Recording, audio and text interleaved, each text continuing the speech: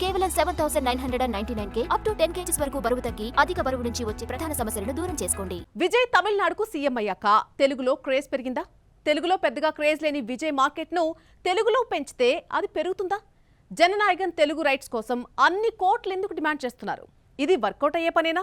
విజయ్ తమిళంలో ఎంత పెద్ద హీరో అయినా తెలుగు ఆడియన్స్ కొన్నేళ్ల పాటు పట్టించుకోలేదు. అక్కడ హిట్ అయిన సినిమాలను ఇక్కడ రిజెక్ట్ చేశారు. కొన్నేళ్ల పాటు పోరాడగా ఆదరింది సినిమాతో విజయ్ తెలుగులో ఫస్ట్ హిట్ అందుకున్నాడు. వరుసగా ఎన్ని హిట్స్ అందుకున్నా లియో ముందు వరకు విజయ్ తెలుగు మార్కెట్ 10 కోట్ల లోపే.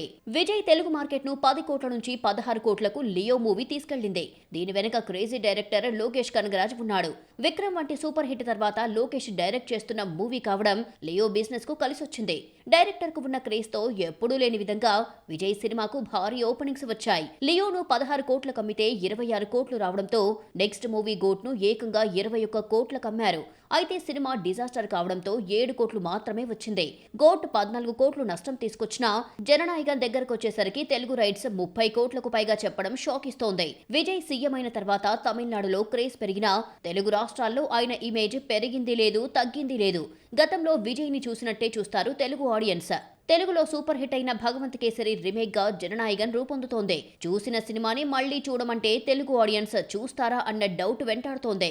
భగవంత్ కేసరిగా బాలయ్య యాక్షన్ చూసిన తర్వాత మళ్లీ ఇదే క్యారెక్టర్ లో విజయ్ ని చూడమంటే చూసేందుకు తెలుగు ఆడియన్స్ సిద్ధంగా ఉంటారా లేదా అన్న అనుమానం డిస్ట్రిబ్యూటర్స్ లో ఉంది. జననాయకన్ తెలుగులో జననాయకుడిగా డబ్ అవుతోంది. తెలుగు రైట్స్ కొనడానికి కొందరు నిర్మాతలు ముందుకొచ్చి 15 కోట్లు ఇచ్చేందుకు రెడీగా ఉన్నారు. కానీ నిర్మాతలు మాత్రం 30 కోట్లు డిమాండ్ చేస్తున్నారు. విజయ్ సినిమా తెలుగు మార్కెట్ 15 నుంచి 20 కోట్ల మధ్య నడుస్తుంటే డబుల్ డిమాండ్ చేయడంతో డిస్ట్రిబ్యూటర్స్ భయపడిపోతున్నారు. సంక్రాంతికి రావాల్సిన సినిమా సెన్సార్ ఇబ్బందులతో ఆగిపోవడంతో ఆ నష్టాన్ని కొంత తెలుగు రైట్స్ తో భర్తీ చేయాలి అనుకున్నా ఫ్యాన్సీ రేట్ ఇచ్చి తెలుగు రీమేక్ నే కొనే ఉద్దేశంలో డిస్ట్రిబ్యూటర్స్ లేరు.